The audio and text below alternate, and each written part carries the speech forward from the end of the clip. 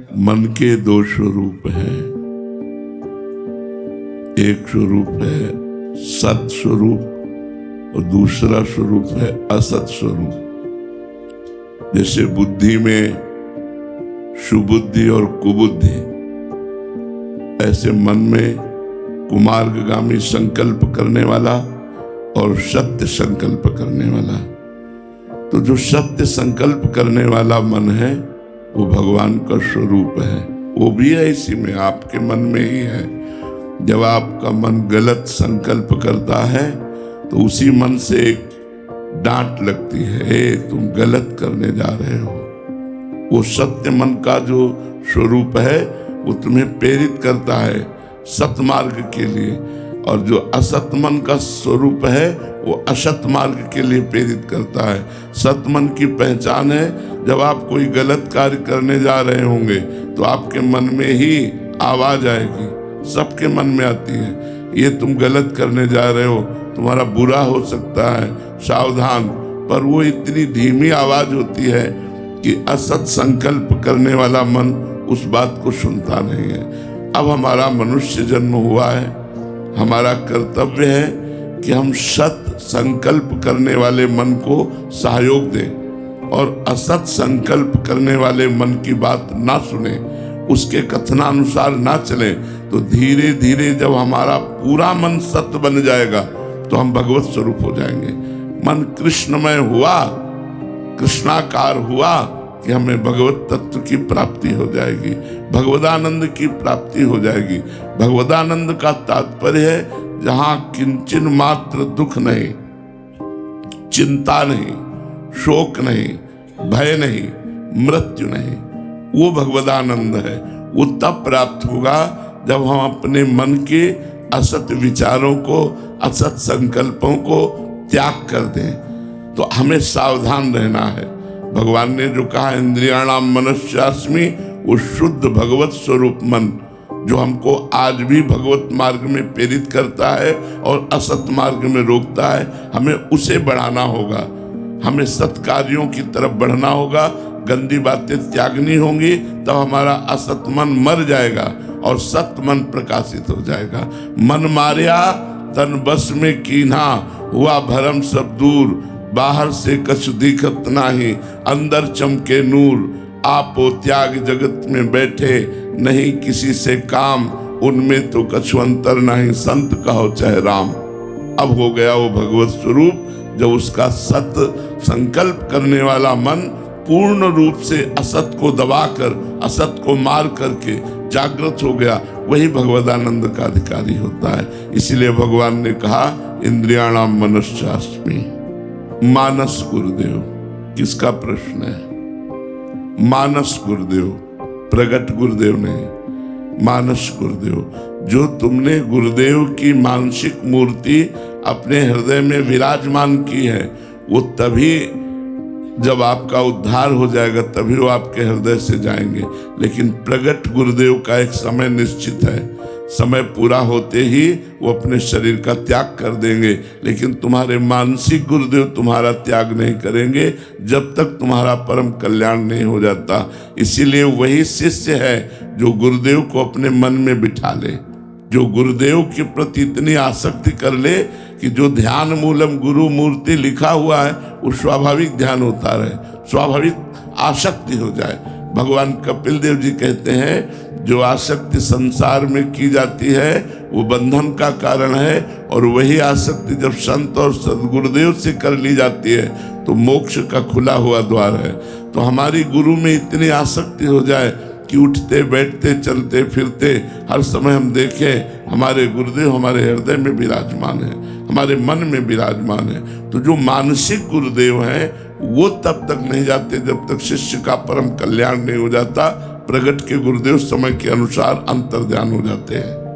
अहंकार के कारण संस्कृति मतलब जन्म मरण चक्र और महादुख प्रदान करने वाला ये अहंकार है।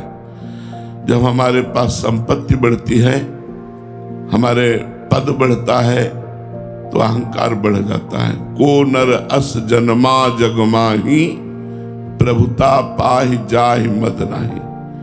अपने लोग तो बहुत साधारण लोग हैं, असाधारण लोगों में अहंकार बढ़ जाता है।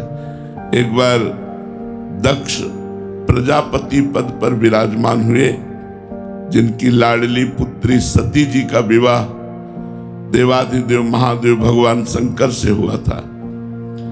तो ब्रह्म सभा हुई।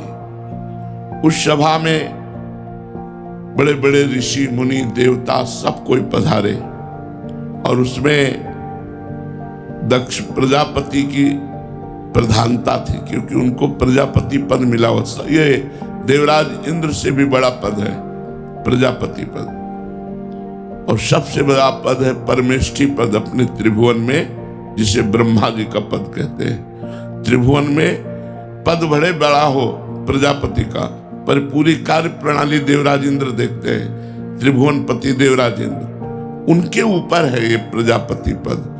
तो वो दक्ष को प्राप्त हुआ। वो सभा में पधारे तो सब लोग खड़े हो गए। भगवान श्री हरि नहीं आए हुए थे, ब्रह्मा जी भी विराजमान थे। तो ब्रह्मा जी बैठे रहे और भगवान शंकर बैठे रहे। प्रजापति पद के अभिमान में भरे हुए दक्ष ने दृष्टि डाली, सब खड़े थे, दो बैठे थे, भगवान ब्रह्मा जी और भगवान शंकर। ब्रह्मा जी को देखा तो प्रणाम किया, क्योंकि उनसे भी बड़ा पद है परमेष्ठी पद, और वैसे भी ब्रह्मा जी सबके पिता हैं। प्रणाम किया। जब भगवान शंकर पर दृष्टि गई तो क्रोध आ गया, और उनका ये क्यों नहीं खड़ा हुआ, भाषा बदल गई, अभिमान की भाषा। देवाधिदेव महादेव जगत गुरु विश्वात्मा भगवान शिव, वैसे भी पूज्य दामाद, क्योंकि बेटी का ब्याह किया था, लेकिन भाषा बदल गई। उनका इसने खड़े होकर हमारा स्वागत नहीं किया, ये बड़ा अभिमानी है, मैंने अपनी बेटी का ब्याह इसके साथ किया, ये हमारे पुत्र के समान है, इसे खड़ा होकर हमारा आदर करना चाहिए। और क्या क्या बोलने लगे। नंदिकेश्वर खड़े हुए, उनका आप हमारे स्वामी के रिश्तेदार हैं, इसलिए आपसे कहता हूं होश में बात कीजिए। आप इस समय बेहोश हो रहे हैं अहंकार से, तो उनका मैं शाप देता हूं, भगवान शंकर को शाप, इसे यज्ञ में कोई भाग न मिले। और जो सभा में हाहाकार मचा, पर भगवान शंकर बड़े गंभीर चुपचाप उठे और वहां से चले गए। हम ये बताना चाहते हैं कि हम लोग तो बहुत छोटे हैं, जीव कोटि के हैं, ये ईश्वर कोटि के महापुरुष हैं। दक्ष प्रजापति आदि ईश्वर कोटि के महापुरुष हैं, इनको भी अहंकार ने परास्त कर दिया। जब कोई पद मिलता है, जब ऐश्वर्य बढ़ता है, तो उसको अहंकार परास्त नहीं कर सकता जो भगवान का दास है। वो समझता है कि सब कुछ तो भगवान का है, मैं सेवक हूं। चक्रवर्ती सम्राट पद पर अम्बरीश जी विराजमान है, पर कोई अभिमान नहीं है। महाराज दशरथ चक्रवर्ती सम्राट पद पर विराजमान है, कोई अभिमान नहीं। बड़े बड़े महाभागवत भगवान के भक्त ऐसे हुए जो राजाधिराज पद पर विराजमान हुए और बड़े दैन्य हुए, कभी अहंकार उनको परास्त नहीं कर पाया। तो सिर्फ एकमात्र भगवान श्री हरि के चरणों की उपासना, भगवान श्री हरि चरणों का आश्रय और भगवान श्री हरि का नाम यदि आप जप रहे हैं, तो कोई भी पद, कोई भी प्रतिष्ठा, कोई भी अभिमान जनित चेष्टा आपके शरीर को, आपके भाव को, आपके चिंतन को परास्त नहीं कर पाएगी, नहीं तो परास्त कर देगी। अहंकार की वृत्ति बहुत खतरनाक है, बहुत खतरनाक। ये अहंकार बढ़ जाए, देखो एक बार बाणासुर ने भगवान शिव की आराधना की और भगवान शिव आशुतोष क्षण में प्रसन्न हो जाने वाले। तो एक दिन वो भगवान श्री हरि के प्रेम में नृत्य कर रहे थे भगवान शंकर। तो बाणासुर ने ताली बजाकर ताल बंधान किया, ताली का स्वर मिला दिया। भगवान शिव बहुत प्रसन्न हुए कि मैं तुम्हारी आराधना, तुम्हारी सेवा से प्रसन्न हूं, तुम्हें 1000 भुजाएं प्रदान करता हूं। अब 2 भुजा वाला बाणासुर 1000 भुजा वाला बन गया। अब 1000 भुजा का बल, पर्वतों में जाकर ऐसे मारता अपने भुजाओं की खुजली के लिए तो पर्वत फट जाते, दिग्गजों को ललकारता, कोई भी हमसे युद्ध करे। अब कौन युद्ध करे 1000 भुजा वाला। और सबसे बड़ा डर तो ये था कि अगर युद्ध करोगे तो जगत गुरु भगवान शंकर का कृपा पात्र है, उनका शिष्य है, अगर वो खिलाफ खड़े हो गए तो त्रिलोचन विश्व का नाश करने, एक क्षण में नाश करने की सामर्थ्य भगवान शंकर की है। तो सब डरते थे भगवान शंकर के कारण, किसी ने इससे युद्ध नहीं किया।